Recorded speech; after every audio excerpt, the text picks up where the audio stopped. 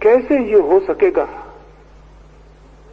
ये भी बहुत मित्रों ने पूछा है, कैसे हम शांत हो जाएं? कैसे मनुष्य का चित्त शांत हो सकता है? मनुष्य के चित्त की अशांति क्या है, इसे समझ लें तो शांत होना कठिन नहीं है। मनुष्य के चित्त की क्या है अशांति? कौन कर रहा है अशांत? कोई और कर रहा है आपको, या कि आप स्वयं? आप स्वयं ही 24 घंटे चित्त को अशांत करने की व्यवस्था कर रहे हैं और फिर पूछते फिरते हैं कि शांत कैसे हो जाऊं। 24 घंटे आप ही कर रहे हैं योजना। जीवन को देखने का सारा ढंग गलत है, इसलिए अशांति पैदा होती है। जीवन को देखने का हमारा ढंग क्या है? अगर आपका आधा छप्पड़ उड़ गया हो तो क्या है आपके जीवन को देखने का ढंग? उड़े हुए छप्पड़ के लिए रोइएगा या बचे हुए छप्पड़ के लिए धन्यवाद देंगे? उड़े हुए छप्पड़ के लिए रोएंगे तो अशांत हो जाएंगे, बचे हुए छप्पड़ के लिए धन्यवाद देंगे तो अपूर्व शांति उतर आएगी। कैसे हम जीवन को देखते हैं? बुद्ध का एक भिक्षु था पूर्ण, उसकी शिक्षा पूरी हो गई थी। उसने बुद्ध के पास जाकर आज्ञा मांगी कि अब मैं जाऊं और आपके अमृत संदेश को गांव-गांव पहुंचा दूं। बुद्ध ने कहा, तू कहां जाना चाहेगा, किस तरफ? उस पूर्ण ने कहा, बिहार में एक छोटा सा इलाका था, सूखा उसका नाम था। उस पूर्ण ने कहा कि अब तक सूखा की तरफ कोई भी भिक्षु नहीं गया, मैं सूखा जाना चाहता हूं। बुद्ध ने कहा, छोड़ दे ये इरादा, अब तक कोई नहीं गया, इसी से तुझे सोचना था कि कोई बात जरूर होगी। उस इलाके के लोग बहुत अशिष्ट, बहुत असभ्य, अत्यंत कटु व्यवहार वाले लोग हैं, बहुत हिंसक, बहुत क्रोधी, इसीलिए कोई वहां नहीं गया। पूर्ण ने कहा, तब तो मुझे वहां जाना ही पड़ेगा, उनके लिए ही फिर मेरी जरूरत है। अगर दिए से कोई कहे कि उस तरफ मत जा जहां अंधेरा है, तो दिया क्या कहेगा? मैं न जाऊं उस तरफ जहां अंधेरा है, तो दिया कहेगा फिर मेरी वहां क्या जरूरत जहां सूरज है? मैं वहीं जाऊंगा जहां अंधेरा है। मुझे आज्ञा दें कि मैं सूखा जाऊं। बुद्ध ने कहा, मैं आज्ञा तुझे एक ही शर्त पर दे सकता हूं कि तू मेरे 3 प्रश्नों के उत्तर दे दे। पूर्ण ने कहा, आप पूछें। बुद्ध ने कहा, वहां तू जाएगा, लोग गालियां देंगे, अपमान करेंगे, कटु वचन कहेंगे, तेरे मन को क्या होगा? हंसने लगा वो पूर्ण, उसने सिर रख दिए बुद्ध के चरणों पर और कहा, आप पूछते हैं इतने दिन मुझे जानने के बाद, क्या होगा मेरे मन को? यही होगा। कितने भले लोग हैं, सिर्फ गालियां देते हैं, अपमान करते हैं, मारते नहीं। मार भी सकते थे। बुद्ध ने कहा, पूर्ण, ये भी हो सकता है कि कोई तुझे वहां मारे भी, फिर क्या होगा? पूर्ण ने कहा, जानते हैं फिर भी पूछते हैं आप? होगा यही। कितने भले लोग हैं, सिर्फ मारते हैं, मार ही नहीं डालते, मार भी डाल सकते थे। बुद्ध ने कहा, अंतिम बात और पूछ लूं, अगर उन्होंने मार ही डाला तो मरते क्षणों में तुझे क्या होगा?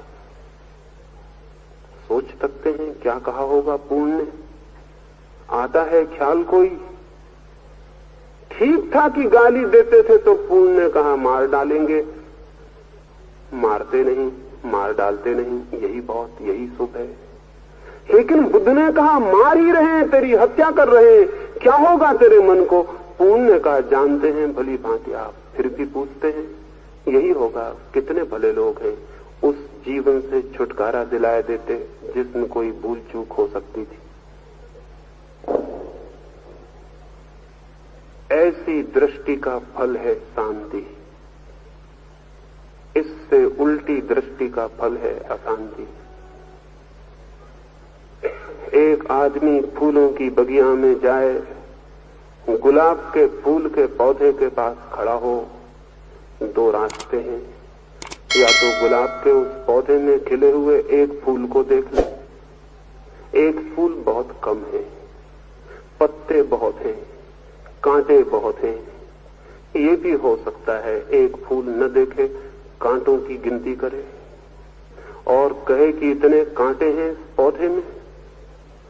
कैसी बुरी है ये दुनिया, इतने कांटे हैं। मुश्किल से खिलता है एक फूल और कांटे ही कांटे, हजार हजार कांटे हैं। कैसी है ये दुनिया, कैसी दुखपूर्ण। वो आदमी अशांत हो जाए, नहीं तो क्या होगा। कोई दूसरा आदमी ये भी देख सकता है कैसी अद्भुत है ये दुनिया, इतने कांटे हैं जहां वहां भी एक फूल खिल पाता है। इतने कांटे हैं जहां इतने कांटों के बीच भी एक फूल खिलता है। कितनी अद्भुत है ये दुनिया, कितनी रहस्यपूर्ण, कितने अनुग्रह के योग, कितना ग्रेटिट्यूड, कितना धन्यवाद करें किसी का। एक आदमी देखने जाए जीवन को तो जीवन में जो जो अंधेरा है उसे गिन सकता है, जीवन में जो जो बुरा है उसकी गणना कर सकता है, जीवन में जो जो दुख है उसकी संख्या को आंकड़ा बांध सकता है। और तब अगर अशांत हो जाए तो जुम्मा किसका होगा। और फिर रोए और चिल्लाए और फिर गूंजे, ढूंढे गुरुओं को और पूछे कि मुझे शांति का रास्ता बताओ। और गुरु भी ऐसे ना समझ कि वे कहें कि राम राम जप तो सब ठीक हो जाएगा, जैसे राम राम न जपने से ये अशांति पैदा हुई हो। ये अशांति पैदा की है इसके जीवन की दृष्टि ने। इसके जीवन की दृष्टि ही भ्रांत और गलत है। इसने गलत को ही चुनने का उपक्रम साध लिया है, इसने व्यर्थ को ही देखने की चेष्टा की है, इसने अंधकार के साथ ही मोह बांध लिया है। इसे प्रकाश दिखाई नहीं पड़ता, इसे फूल दिखाई नहीं पड़ते, इसे प्रेम दिखाई नहीं पड़ता, इसे तो जो भी दिखाई पड़ता है वही रुग्ण कर देता है इसे और अशांत कर देता है। कैसे धार्मिक चित्त को साधेंगे? शांति में खिलता है धार्मिक चित्त। और शांति है जीवन का सम्यक दृष्टिकोण, राइट एटीट्यूड। रोज रोज 24 घंटे में, रोज रोज प्रतिक्षण उस ठीक दृष्टि को, सम्यक दृष्टि को, उस सम्यक दर्शन को, वो ठीक ठीक देखने को निरंतर निरंतर प्रतिक्षण साधना है। प्रतिक्षण, एक क्षण भी छुट्टी देने की सुविधा नहीं है। धार्मिक व्यक्ति को कोई छुट्टी नहीं, कोई हॉलीडे नहीं कि आज छुट्टी दे दें फिर कल साथ लेंगे। एक क्षण भी छुट्टी का अवकाश नहीं है। एक एक क्षण देखते, जागते, समझते, धीरे धीरे वो दृष्टि जो भीतर छिपी है प्रकट होने लगती है। और तब सब बदल जाता है, तब सब बदल जाता है। तब नहीं दिखाई पड़ते कांटे, बल्कि जब दृष्टि पूरी उपलब्ध होती है तो हर कांटा फूल में परिवर्तित हो जाता है और हर अंधकार एक दिया बन जाता है और हर बुरी घटना में किसी शुभ संकेत की सूचना मिल जाती। फिर धीरे धीरे तो सब कुरूपता विलीन हो जाती है, रह जाता है सिर्फ सौंदर्य। सिर्फ सौंदर्य रह जाता है, नहीं रह जाता जीवन में कुछ कुरूप, नहीं रह जाता जीवन में कुछ विकृत। सभी हो जाता है, सभी स्वस्थ और संस्कृत। लेकिन वो दृष्टि पर निर्भर है, वो दृष्टि पर ही निर्भर है कि हम कैसे देखते हैं। तो बहुत जल्दी इस बात की न करें कि आप जल्दी से वस्त्र बदल लें, क्रिया बदल लें, उपवास कर लें। इस सबसे नहीं, खोजें अपनी दृष्टि को कि कहां कहां घाव है मेरे, किन किन घावों से मैं पीड़ित और परेशान हूं। और तब आपको दिखाई पड़ेगा आपने ही अपनी छाती में छुरी मारी है रोज रोज, ये घाव किसी और ने नहीं किए। और जब दिख जाए कि मेरे ही हाथ छुरी मारते हैं तो छुरी फेंक देना कठिन थोड़ी है, या फिर छुरी से बहुत मोह हो और घाव में बहुत आनंद हो तो आपकी मर्जी, फिर तो कोई सवाल नहीं। लेकिन मनुष्य स्वयं ही है आत्महंता, कोई और नहीं। और जब तक इस सत्य की स्पष्ट प्रतीति न हो तब तक आप स्वयं को बदल भी नहीं सकते। एक और मित्र पूछते हैं कि क्या सेवा करना ही पर्याप्त नहीं है? हम सेवा करें तो क्या परमात्मा की उपलब्धि नहीं हो जाएगी? क्यों पड़े इन सारी बातों में? उन्होंने पूछा है सेवा करें गरीबों की, दीनों की, दुखियों की, तो उसी सर्विस से, उसी सेवा से क्या नहीं मिल जाएगा प्रभु? नहीं, भूल के भी कभी नहीं मिलेगा। धर्म से तो सेवा उत्पन्न हो जा सकती है, लेकिन सेवा से धर्म उत्पन्न नहीं होता है।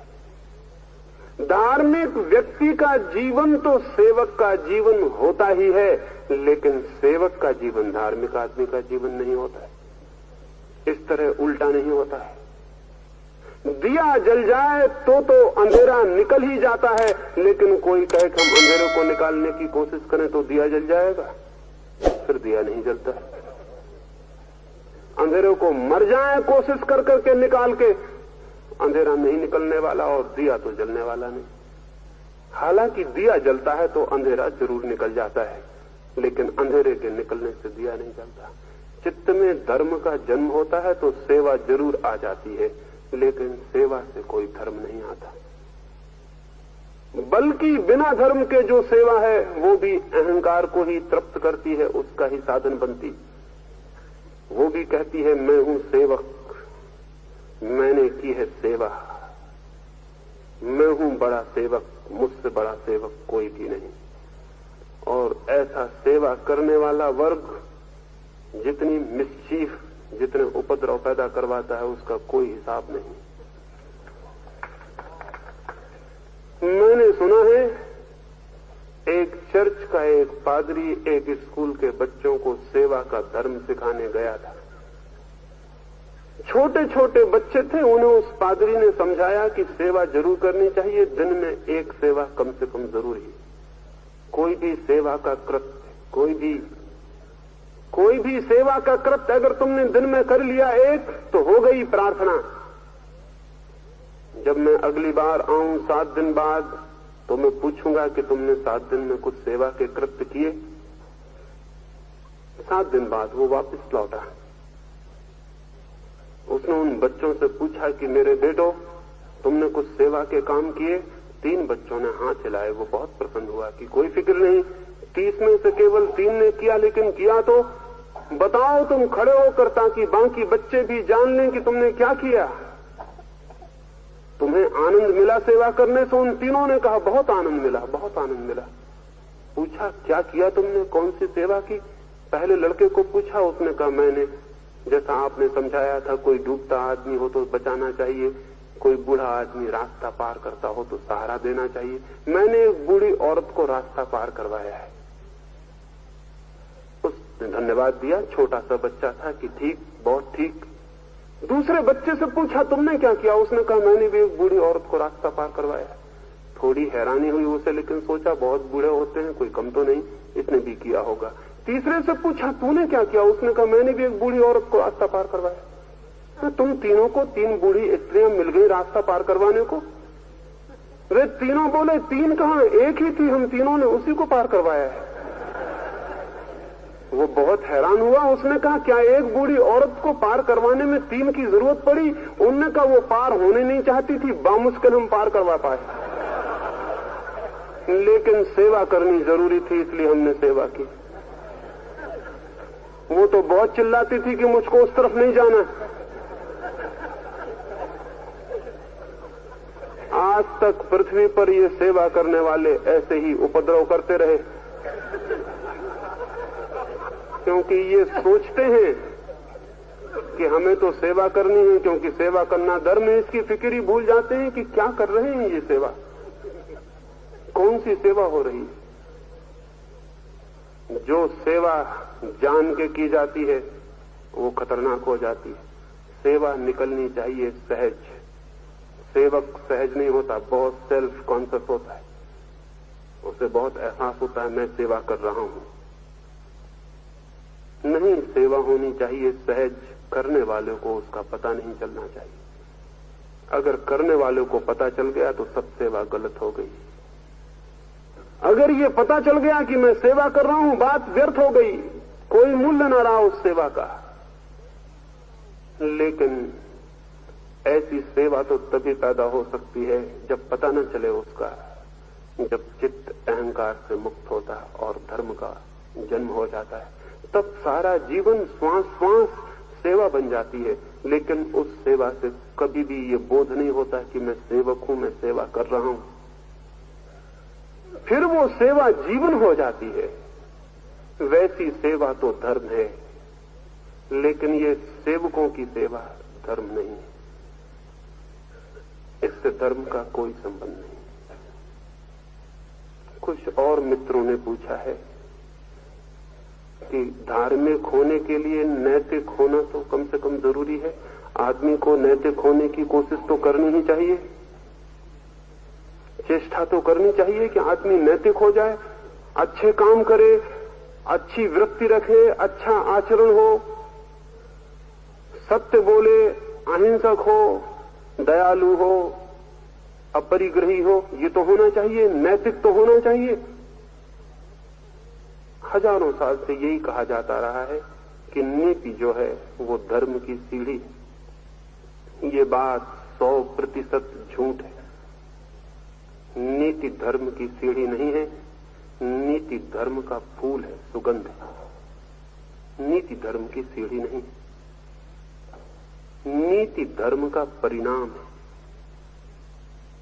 धार्मिक व्यक्ति के जीवन में नैतिकता होती है, लेकिन कोई नैतिक हो जाए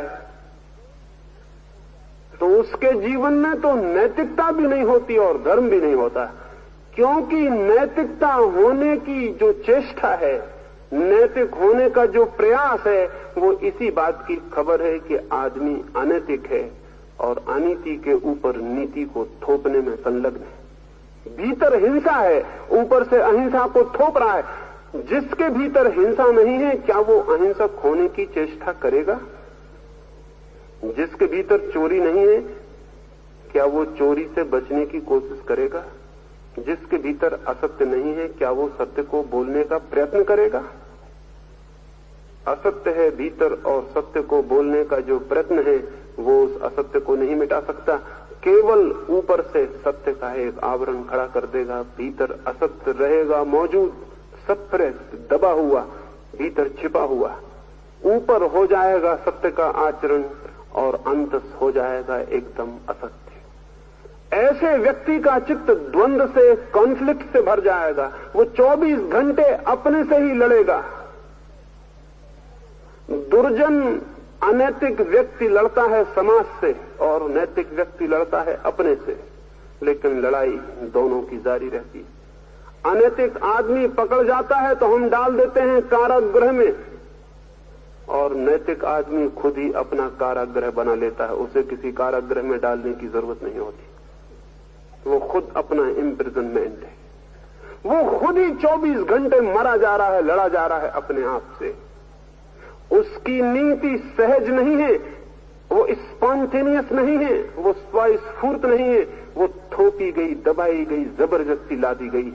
तब ऊपर से एक रूप, भीतर से दूसरा मनुष्य खड़ा हो जाता।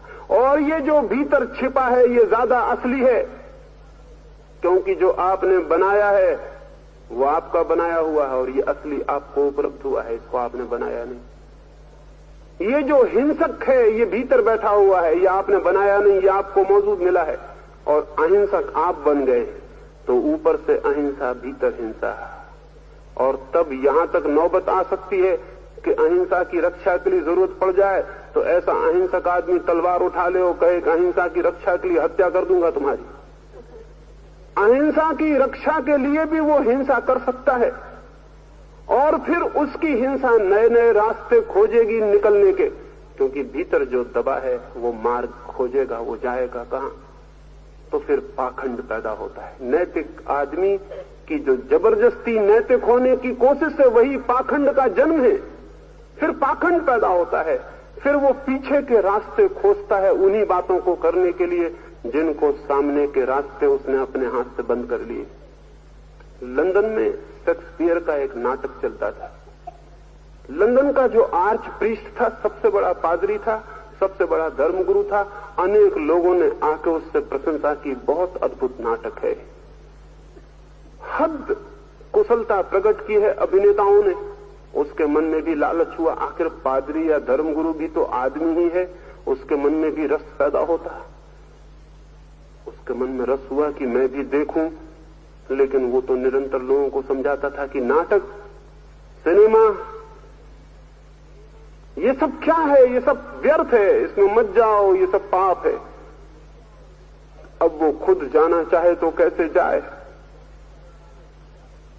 उसने नाटक के मैनेजर को एक पत्र लिखा, पूछा पत्र में, देखने आना चाहता हूं मैं भी, लेकिन नहीं चाहता कि कोई मुझे देखे।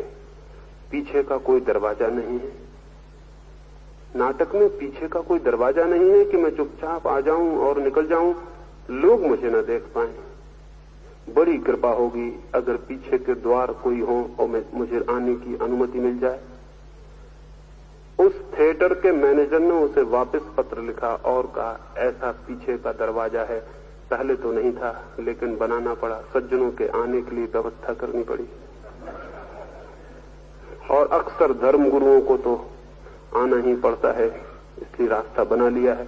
आप खुशी से आए, बड़ा स्वागत है। लेकिन एक बात बता दूं, ऐसा दरवाजा तो है कि आदमियों को पता नहीं चलेगा कि आप आए हैं, लेकिन ऐसा कोई भी दरवाजा नहीं कि परमात्मा को पता ना चले।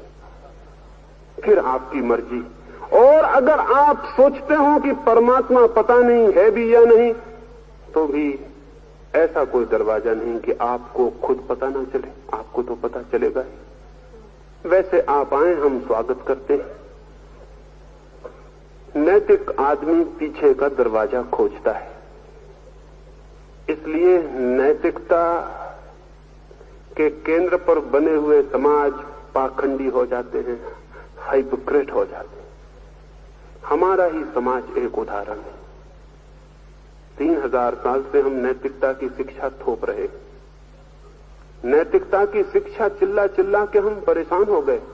पत्थर पत्थर पे हमने खोद दिए हैं सब धर्मवाक्य। आदमी आदमी के दिल पे हमने राम कथा थोप दी। एक एक बच्चे को हमने पिला दिए हैं सब पाठ नैतिकता के, बिल्कुल दूध के साथ। लेकिन आदमी हमारा, ऐसा आदमी जमीन पर मिलना मुश्किल है, इतना अनैतिक आदमी जैसा हमने पैदा किया है। और हम सब एक नाव पर सवार हैं। कोई ऐसा नहीं है कि एक आदमी अनैतिक है, हम सब एक ही नाव पर सवार हैं।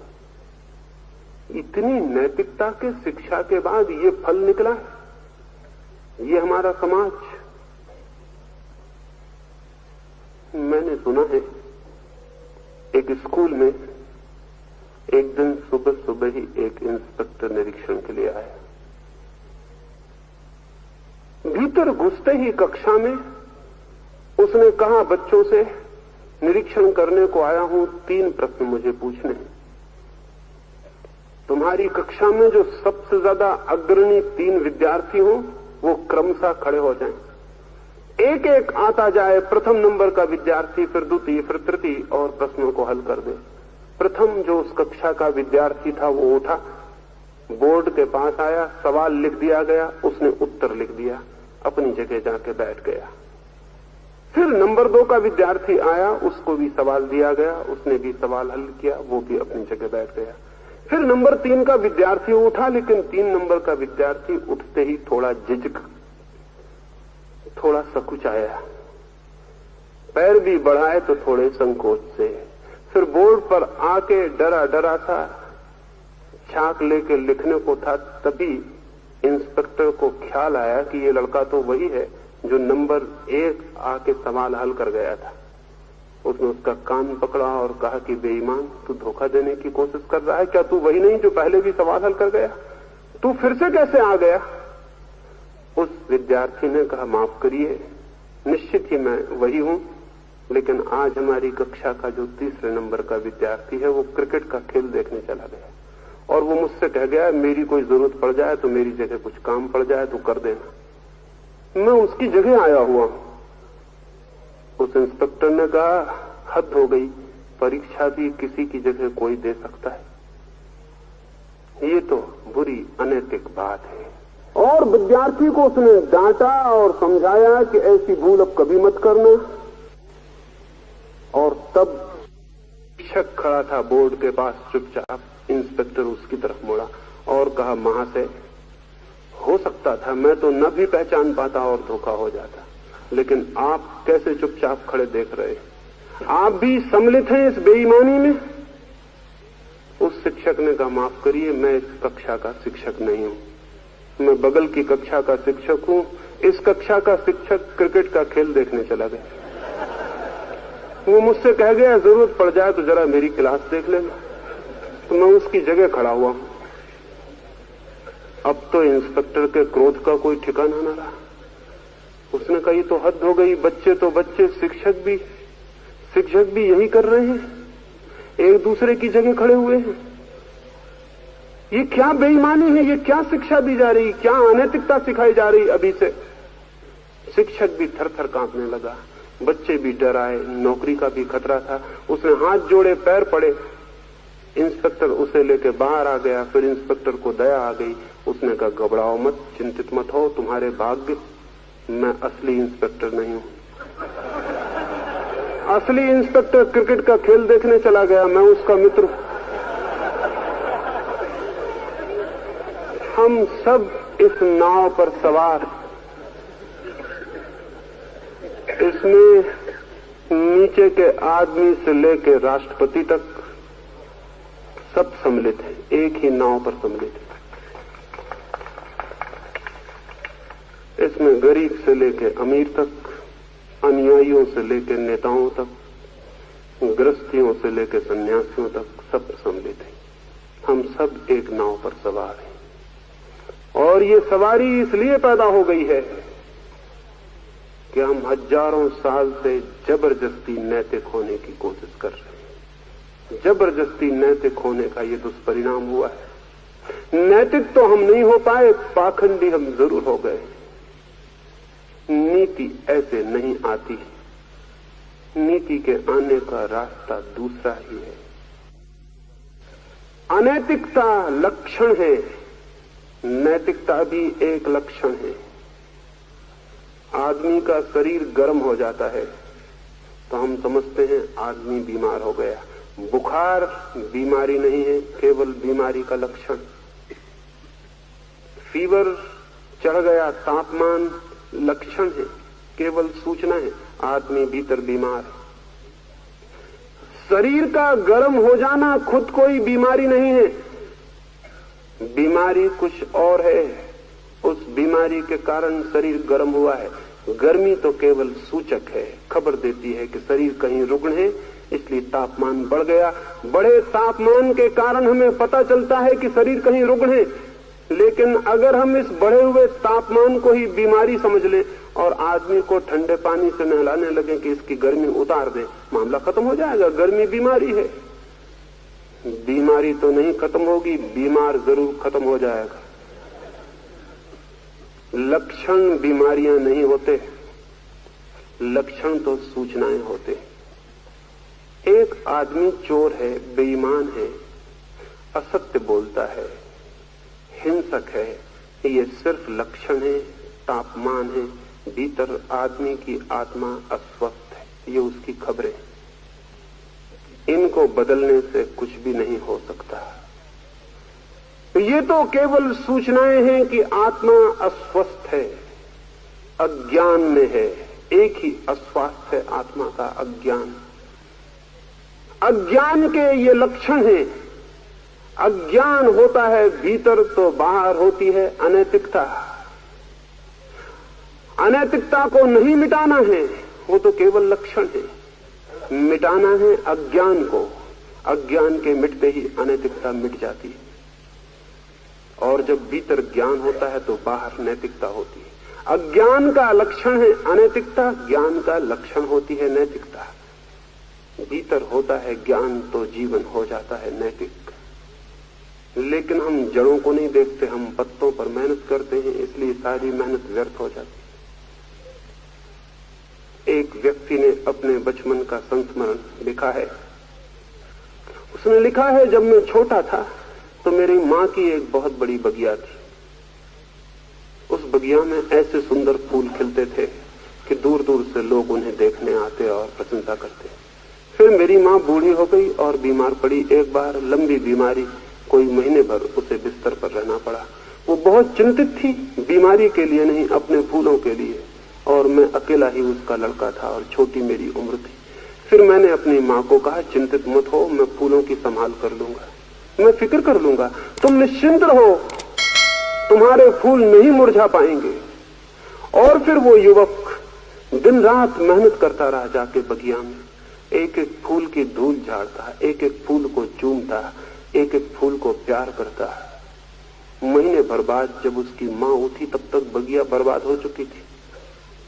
सब फूल कुमला चुके थे, सब पौधे मरने के करीब आ गए थे, सब पत्ते दीनहीन हो गए थे। उसकी माँ ने देखा तो वो हैरान हो गई। उसने कहा, तू क्या करता था सुबह से सांझ तक? दिन रात तो तू बगिया में रहता था, तूने किया क्या? वो लड़का रोने लगा, उसकी आंख से आंसू टपकने लगे। उसने कहा, मैंने सब कुछ किया, एक एक फूल को चूमा, एक एक फूल को संभाला, एक एक फूल को पानी से नहलाता था। पता नहीं क्या हुआ, ये बगिया तो सूखती चली गई। उसकी माँ हंसने लगी। उसने कहा, पागल, फूलों के प्राण फूलों में नहीं होते, उन जड़ों में होते हैं जो दिखाई नहीं पड़ती। पानी जड़ों को देना पड़ता है, फूलों को नहीं। जड़ों को पानी मिल जाता है, फूल अपने आप युवा बने रहते हैं। और फूलों को जो पानी देगा उसके फूल तो मरेंगे ही, जड़ें भी मर जाएंगी। फूलों को पानी देने से जड़ों को पानी नहीं मिलता, जड़ों को पानी देने से जरूर फूलों को पानी मिल जाता है। लेकिन जड़ें दिखाई नहीं पड़ती, फूल दिखाई पड़ते।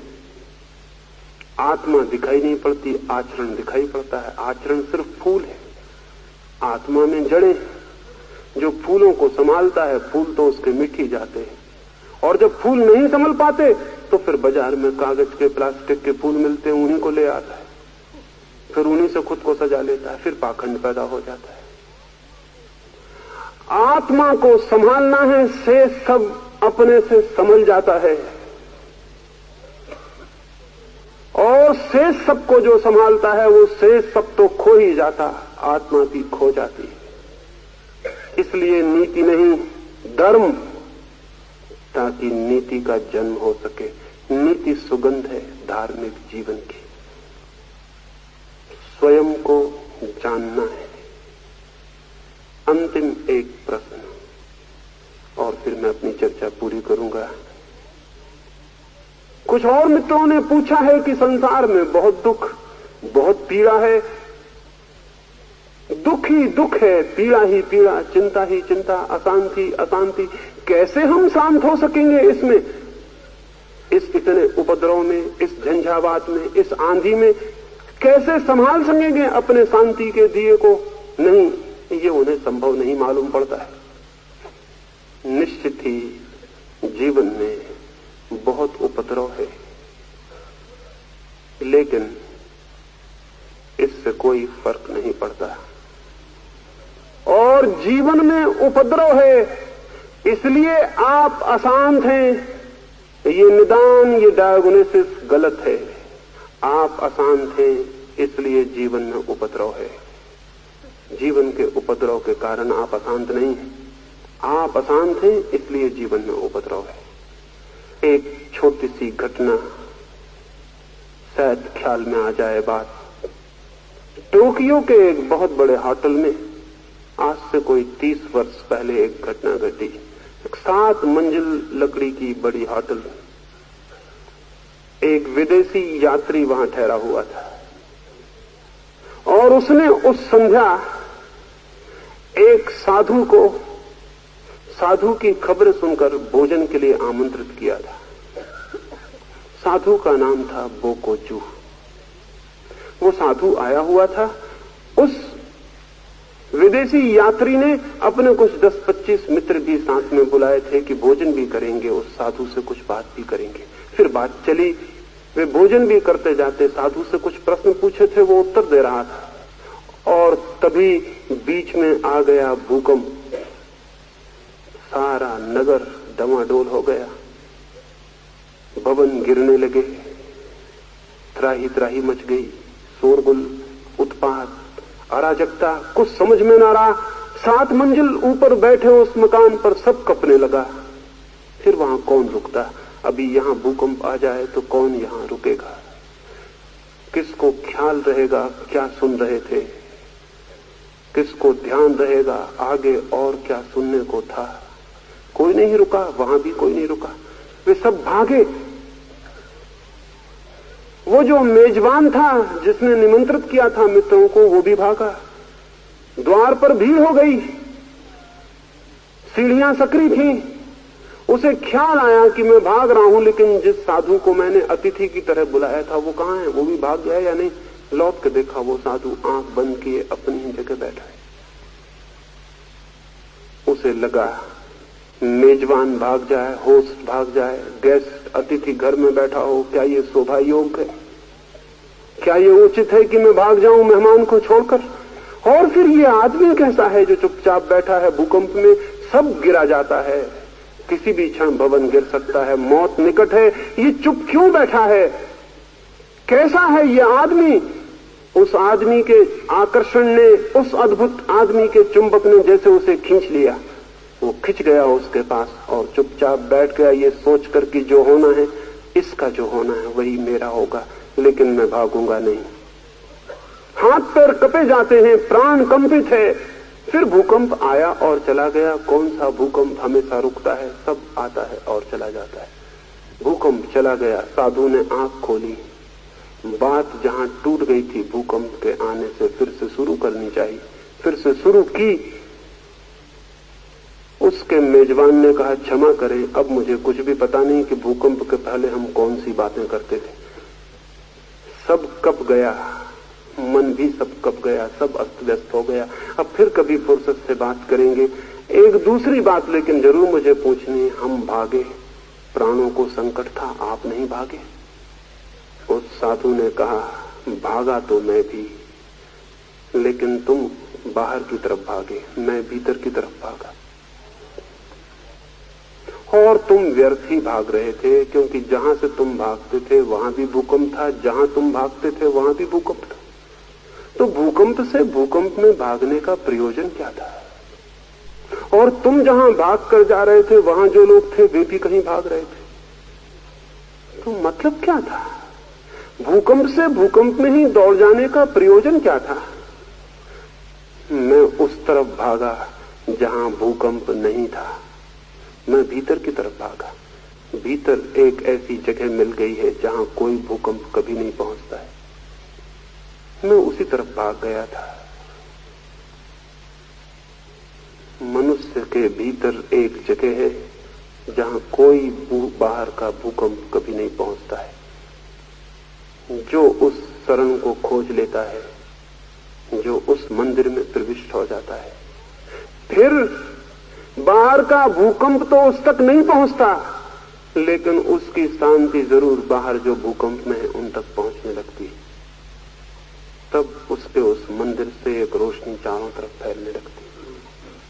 तब उसके उस शांत शून्य स्थल से, उस केंद्र से एक शांति की वर्षा चारों तरफ होने लगती है।